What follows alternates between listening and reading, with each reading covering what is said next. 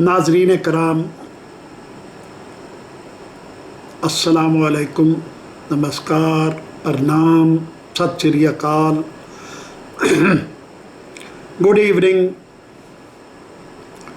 आज मैं आपके लिए पश्तो अदब की एक खूबसूरत रोमानी दास्तान लेकर हाजिर हुआ हूँ।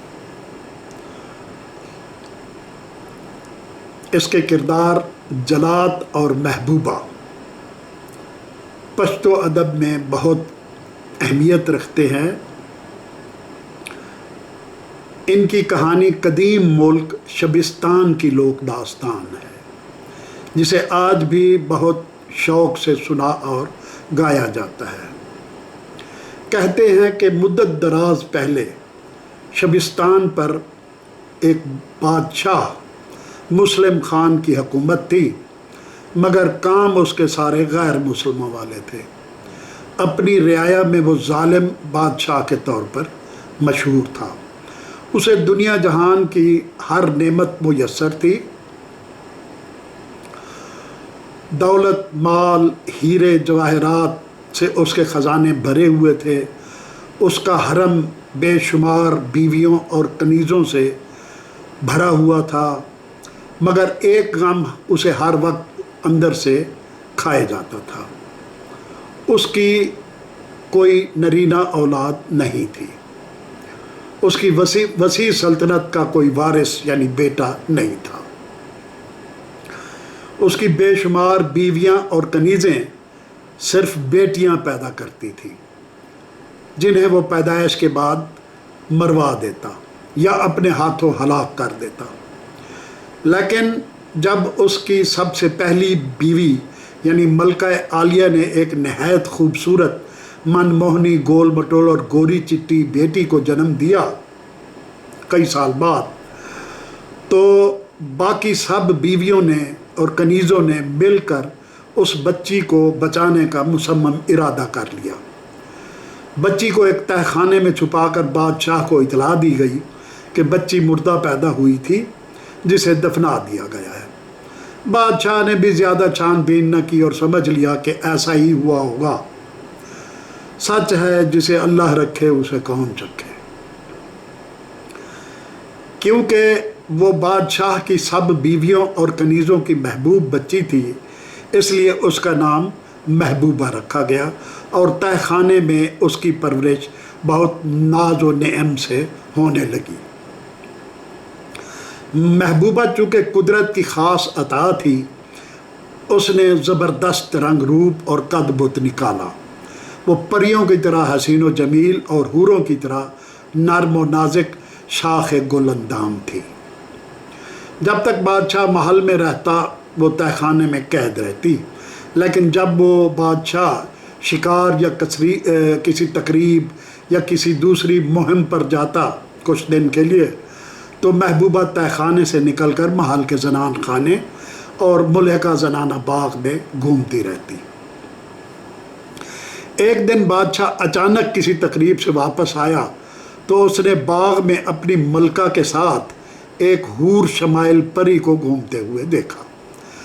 मलका ने उसे छुपाने की बहुत कोशिश की, मगर बादशाह चूँकि यकदम सर पर आ खड़ा हुआ था, बाज़पुरस पर उसे सारी हकीकत बताना पड़ गई बादशाह को। बादशाह इतनी खूबसूरत और प्यारी राज दुलारी बेटी को देखकर दिल में तो बहुत खुश हुआ, मगर अपनी ज़िद और अना का भरम रखने के लिए उसने शदीद गुस्से का इजहार किया और उसे फ़ौरन अपनी निगाहों से दूर करने और वज़ीर को बुलाकर सुबह दरबार से पहले उस बच्ची का सर कलम करने का हुक्म दे दिया। बादशाह का हुक्म सुनते ही महल में कोहराम बपा हो गया। बादशाह की सारी बीवियां और कनीज़ें जनान खाने में सर जोड़कर बैठ गईं और फैसला किया कि वो बादशाह को ये जुल्म किसी कीमत पर नहीं करने देंगी।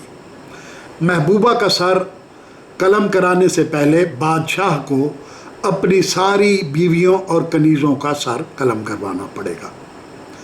रात को जब बादशाह सोने के लिए लेटा, तो महबूबा का ख्याल एक मुजस्सम बनकर उसकी आंखों के सामने आ खड़ा हुआ। اس کی من موہنی صورت دیکھ کر بادشاہ کا دل پسند گیا اور اس خیال سے اس کی آنکھیں بھر آئیں کہ صبح جب اس کے دربار میں جانے سے پہلے اس کی حسین و جمیل بیٹی کا سر قلم ہو چکا ہوگا۔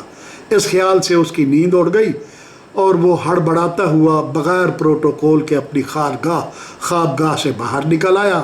آدھی رات کے وقت اس نے وزیر کو بلوایا اور محبوبہ کے قتل کا حکم واپس لے لیا۔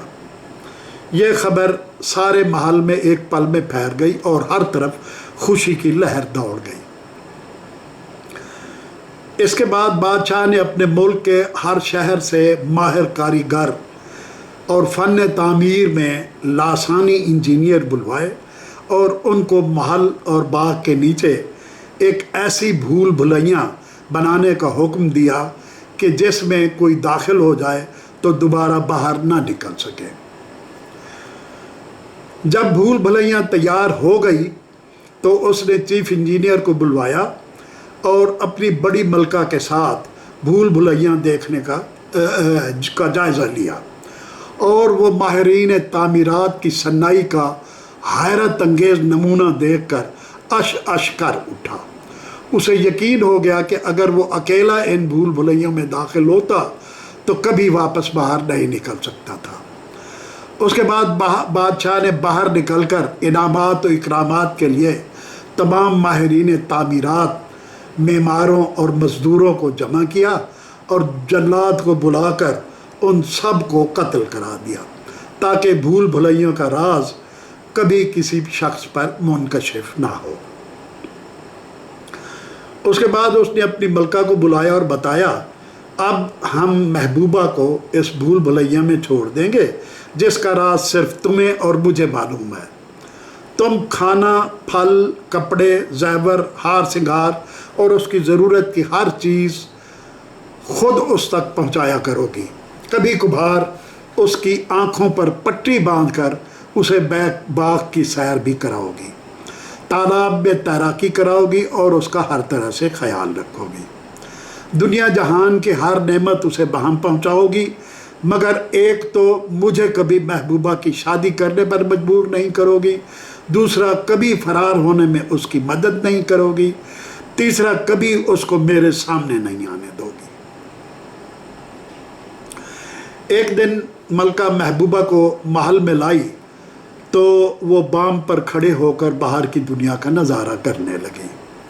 وہ سیر تماشے میں منہمک تھی کہ اچانک اس نے ایک فقیر کو دیکھا جو باہر سڑک پر ایک طرف کھڑے ہو کر اسے بڑی گہری نگاہ سے دیکھ رہا تھا اور روب حسن نے اسے پتھر کا بت بنا دیا تھا۔